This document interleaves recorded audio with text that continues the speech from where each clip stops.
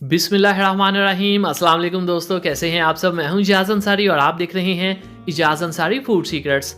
अल्लाह बरकत दे आपके खानों में, आपके रिज्क में, आपके जायकों में। तो मेरे प्यारे दोस्तों, आज मैं आपको बताऊंगा कड़क चाय कैसे बनती है, कौन सी चीज़ कब ऐड करनी चाहिए, कब नहीं ऐड करनी चाहिए, ऐसा क्यों करना चाहिए, क्यों नहीं, सभी बातें मैं आज आपको तफसील से बताऊंगा। सबसे पहले बिस्मिल्लाहिर्रहमानिर्रहीम।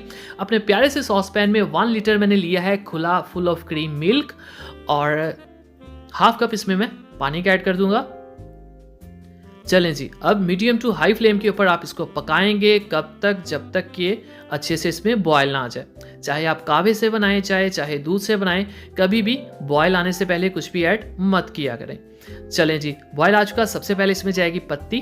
तो यहाँ पे 5 कप चाय बना रहा हूँ मैं, तो 5 टीस्पून इसमें पत्ती के जाएंगे, जिस मर्जी ब्रांड के आप ले लें।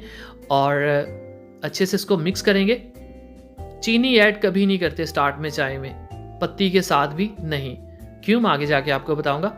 चलें जी, तब तक हम इसको पकाएंगे जब तक ये पत्ती जो है अपना कंप्लीट कलर नहीं दे देती।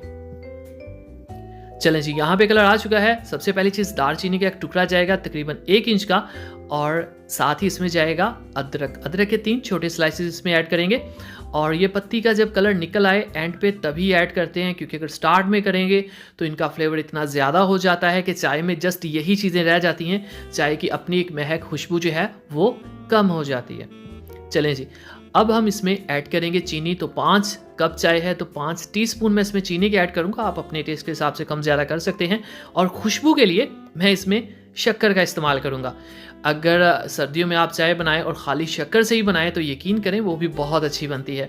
शक्कर से क्या होता है कि एक तो खुशबू आती है, दूसरा इसके हेल्थ बेनिफिट्स होते हैं। सर्दियों में आपको सर्दी कम लगती है। चलें जी, अब अच्छे से आप इसको फेंट दें। चाय को फेंटा क्यों जाता है मैं आपको बताता हूँ। इससे चाय फ्लफ़ी हो जाती है, इसके ऊपर एक तो खूबसूरत सी झाग भी आ जाती है जो देखने में अच्छी लगती है। और दूसरी बात, चीनी को हमेशा एंड पे ऐड किया करें। अगर मतलब चीनी डालने के बाद सिर्फ 2 से 3 मिनट आपने पकाना चाय को। स्टार्ट में ऐड कर देंगे तो उससे चाय जो है वो थोड़ी सी ना लेसदार हो जाती है, जो कि बिल्कुल भी अच्छी नहीं लगती।